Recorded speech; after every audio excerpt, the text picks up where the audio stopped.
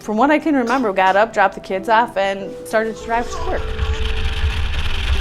I blacked out, and the last thing I remember is that I had veered over to the side of the road and ended up hitting a tree. Oh my gosh, I took one look at her and thought, oh, I gotta have a doc come out. We first got a radio call, basically letting me know that they had this situation with a patient whose arm was trapped and that she was bleeding extensively. She was so far in shock that she couldn't tell me what her name was. So we worked diligently and quickly, and within a matter of 8 or 9 minutes, she was out of the vehicle.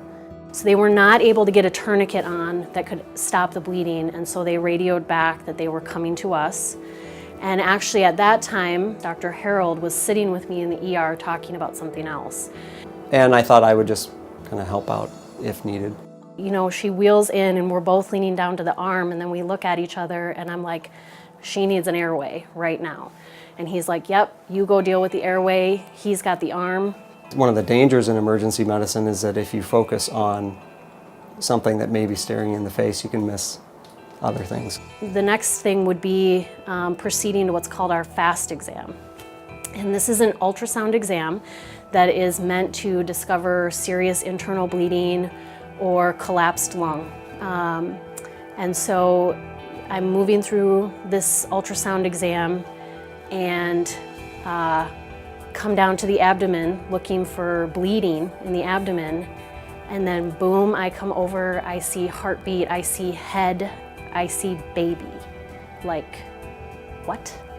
No one knew she was pregnant, and then here we are in the midst of just this resuscitation, you know, of trying to save her life, to realize there's a baby, and then next step, there's a baby that's not doing well.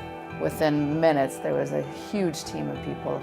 Dr. Mollie and Dr. Bodine came to the ER.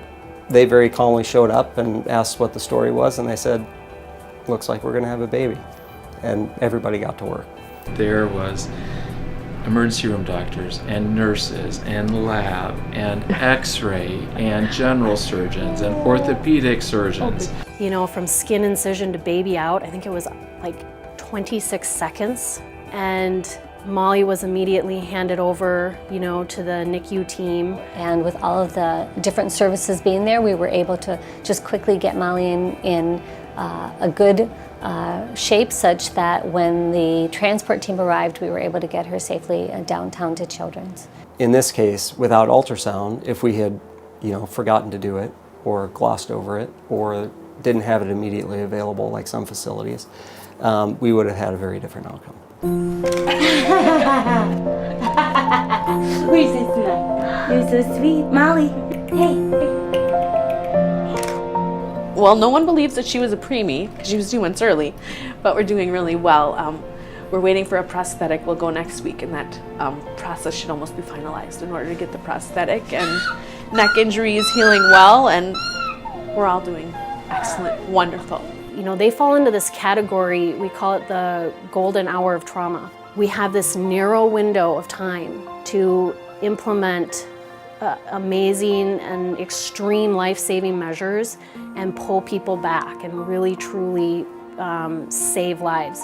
I couldn't be more proud of the staff that we have here and how they take care of people.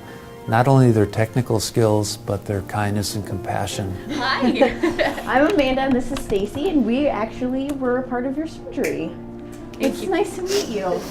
We heard you were here and we thought we'd have to come meet you. I'm so glad you guys are doing so well. You make it family here.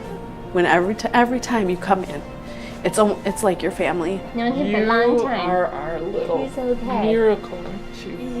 Aren't you our miracle?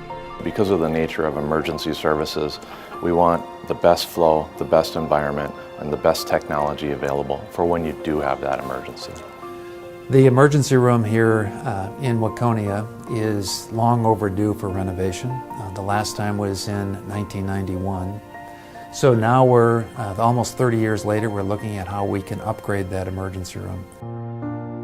One of the things that we always look for in philanthropy is those that give the lead gift and start the ball rolling, so to speak. Norm and Ann are great at that, and in this case, they've started the ball rolling with a $3 million gift. With that, we hope that individuals and corporations throughout our service area will follow their lead.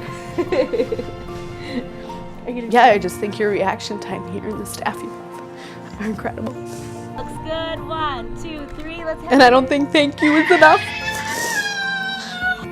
Just because I could have had nothing.